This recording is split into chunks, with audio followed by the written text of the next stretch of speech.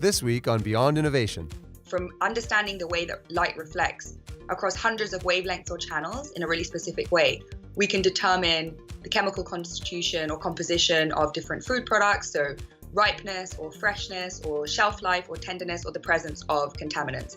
But it's a totally non-destructive real-time technique, which is what makes it really valuable. The reason why this is valuable is that today in the food industry, people stand by the side of the conveyor belt, visually sorting products or testing 1 in 1,000 or 1 in 2,000 samples. As a result, there is a lot of variability, a lot of inconsistency, a lot of what is known as out of specification product, both at food service and retail.